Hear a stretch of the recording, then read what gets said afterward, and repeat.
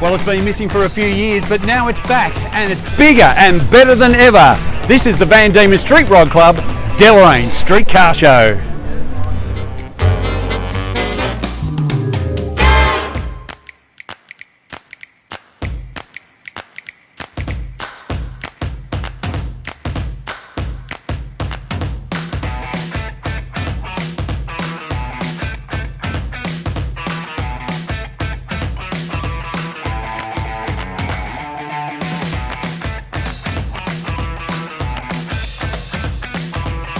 Make sure you like and subscribe to the channel and press that little bell for instant notifications. I've come across Rod here at the Deloraine Street Car Show.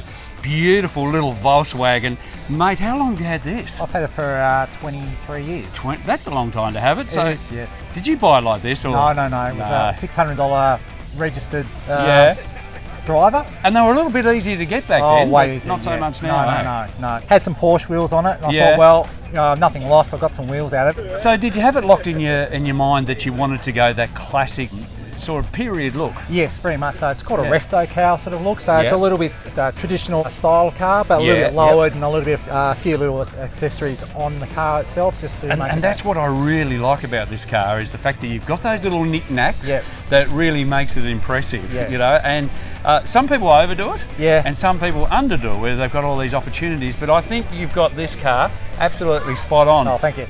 We spoke about pulling up at the service station, and you have a bit of trouble, mate, don't you? Yeah, it takes a little longer. It's not that 10-minute refill. It's maybe 15 to 20 if I'm lucky. So yeah. That is hard though, because it is such an eye turner. Yeah, I mean, everyone used to have one. There's always a story. Everyone, nana or auntie or mum had one, so there's always a reconnection back to their childhood. So yeah. Original engine, they've done any work or anything? It's a 1200 with 1500 cc heads with twin Weber carburetors on it. Yeah. And she goes on the highway all right? Goes quite nicely.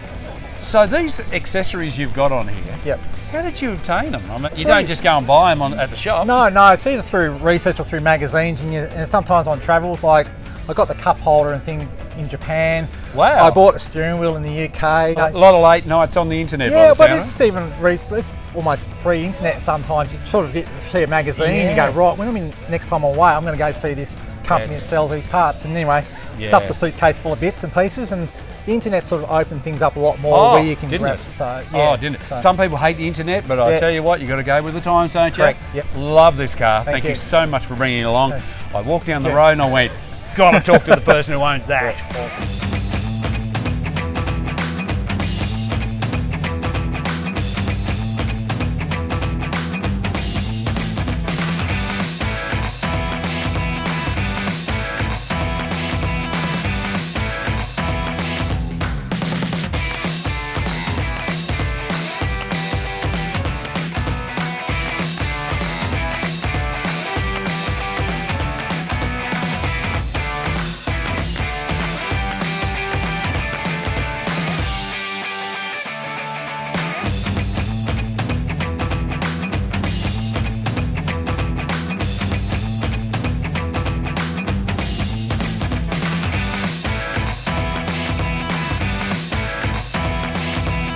So the best part about this, I was actually following this fine gentleman along the highway in this car. It's a head turner, I really love it. His name's Grover. Don't you love that one, eh? You've got a beautiful panel van here, mate. Tell us what year, what model is it? It's a 1970 XW. XW.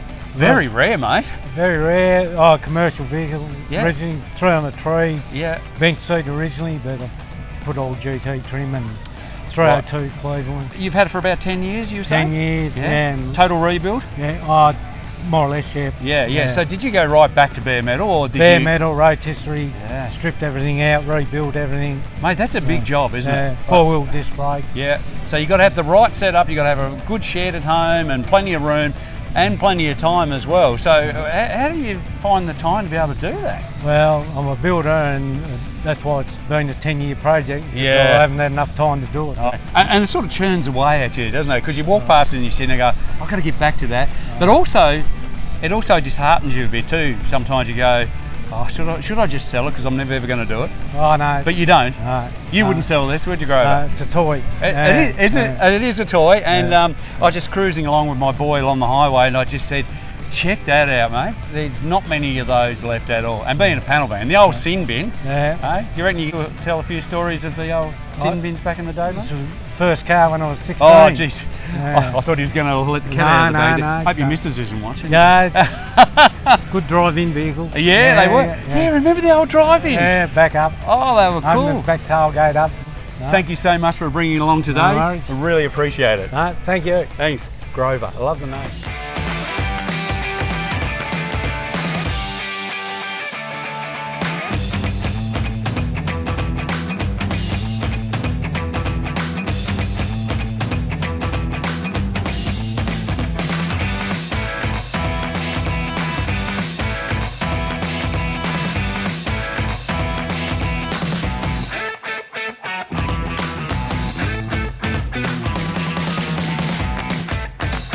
Richard's come along with a cool cowboy hat on today, and I tell you what, there's not many people with a cowboy hat, mate. Not these days. Anyway, we're here today to talk about this beautiful ute here. There's a bit of a story behind this. Spill the beans, Richard. What's going on with this car, mate? Well, what is it, first off? Well, it's a 73 HQ 1-tonner. Yeah. We bought it as a shell Okay. and a chassis, and that's it. Yeah, right. That's it. The shell and the chassis match. Wow. Everything else. You've had to buy and The purchase doors, the bonnet, the front end came off my mum's old ute. Built the engine when the dollar was good, And obviously. Have you seen the engine in this thing? Took about 3 years to build. Yeah. Didn't leave the driveway, we did everything at home. Yeah. Myself and the family, we learned how to fiberglass, paint, you name it. That's the best part about doing cars and any project like that is you learn, don't you? Well, they've all gone on to other jobs within the automotive industry. Hopefully though, mate, whoever did this bit Yeah. hasn't advanced too much in the industry. Yeah. We better just stand in front of that. Okay, cut a long story short, we Yeah. sold the car about Yeah. 5 years ago. Okay. And a fella from North Queensland up in Tully Gorge, Yeah. where all the whitewater rafting is, right in the jungle. Yeah. Across the road from the Army's Jungle Training Centre. Yeah. Deep jungle, crocodiles in the Yeah, creeks right. and the whole lot. He bought it. Unfortunately, before he could register it or drive it, Yeah. got cancer. And Yeah, right. tragically, within 8 months, he was gone. Oh, jeez. I didn't know any of this. Yeah. The family rang me last that's year. sad. It is sad. And said, look, can you give us a hand to try and get the car going again? They're going to move it on. Yeah. And I went up there, and you couldn't actually see. They'd had it in a shed, in an old machinery shed, Yeah. with chemicals and all sorts of stuff. The whole thing. Yeah. Wettest place in Australia. Yeah. They'd had a waterproof tarp over it for 5 years. And it's sweated. And you could not Yeah. see that this was a blue car. Yeah. The interior, black interior, it was white with mildew. Yeah, people make that mistake. I've known people to do it with motorcycles. Yep. They put a plastic cover over the top thinking Yep. they're doing the right thing, and they sweat and all the chrome lifts and everything. It's bad I've for had to it. put new tyres on it, they were rotten. Wow, what a story. Oh look, we had to winch it out of the shed. And now you got it back, mate. Got it back and- you've buffed her up and got us. All we've done, literally cleaned it. Yep. New oils, new fuel tank. I've still got some injectors to put in it. It's Yeah. nowhere near back to where it was, Yeah. but we're getting it there. I've got a few other projects on the go, so it's not getting restored yet. Yeah. Yeah. At the moment, we're we all just busy wanna- at the moment. We just want to get some Ks under its belt. The plates that it's got on it, GMH 454, they were the plates that I'd bought before I sold the car. Wow. And I'd had them sitting in our study for 5 years. Do you know what the best part about this is? Is the fact that you've brought it along to the car show, but you know it's got flaws. Oh yeah. You know it's got a bit of rust. Absolutely. You know it's got the bog coming out the door and all that. But you still bring it along for people to enjoy the look of the There'll be vehicle something that and the someone gets out of it. modification. That's exactly You know, right. if someone might be doing a project like this, Yeah. I might have done something they hadn't considered. It might just solve a problem they've got. Thank you so No much worries, for bringing it along, No mate. worries. I really appreciate it.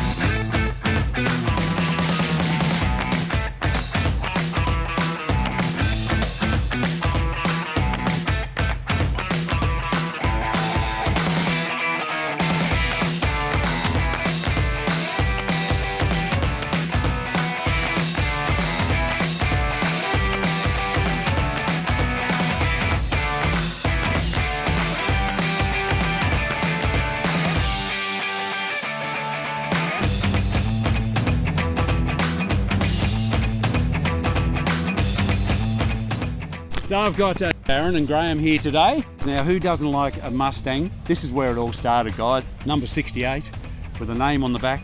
Why is it number 68? Is it a race car? Tell us a bit about it. No, it's not a race car, but I always liked the Trans Am series they ran in the 60s in the States. Yep. So I've just built it as a replica and we come up with the name of Caitlin because it's a Trans Am, and the most famous Trans Am we could come up with was Caitlin Jenner. Yeah. Well done. So how long have you had the car? Oh, probably 4 or 5 years. Yeah. Just owned that one. Yeah, okay. And yeah, so you got an obsession with the Mustang? I didn't need 2 Mustangs, so I've just gone to this one, and it's been off the road for a couple of years, and just done a conversion to manual. So have you ever taken it to like Simmons Plains or anything like that and taken it for a bit of a spin? No, but you'd like to? Yes. Awesome. Maybe one day.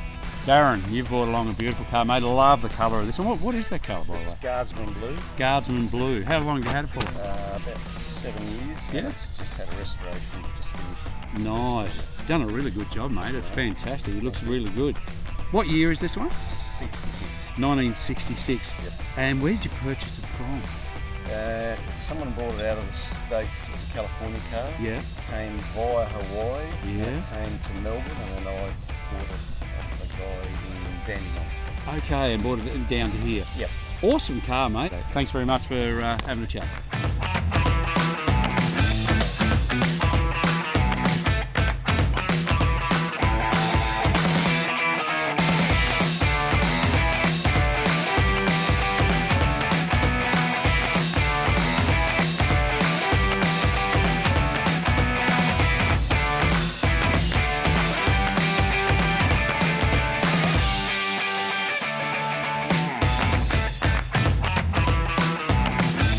Just recently we unveiled Peter Green's car. This car's got a bit of history for you. Tell us a bit about that history.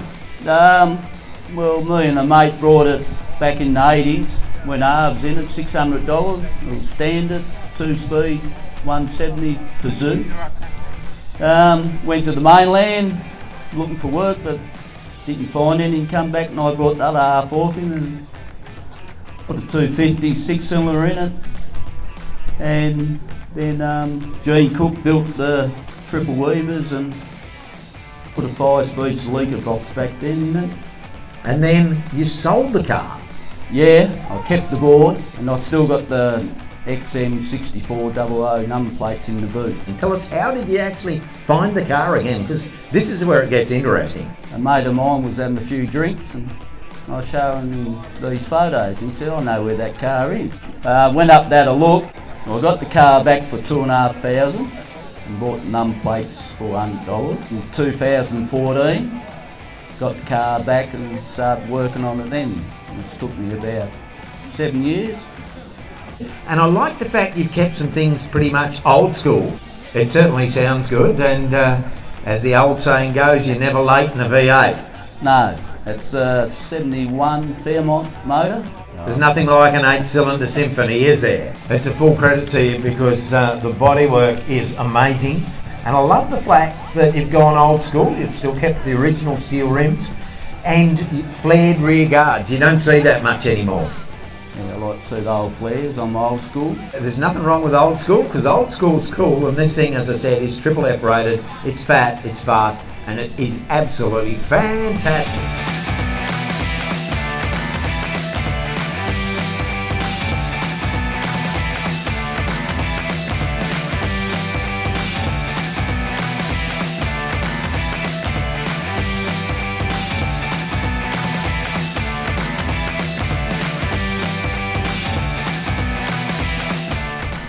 Oh, you caught me having a nap. I've had such a good time here at the Deloraine Street Car Show, hosted by the Dieman Street Rod Club. Hey, if you like what you see, stick around to the end of the video. I've got some more coming up that I know you're going to love.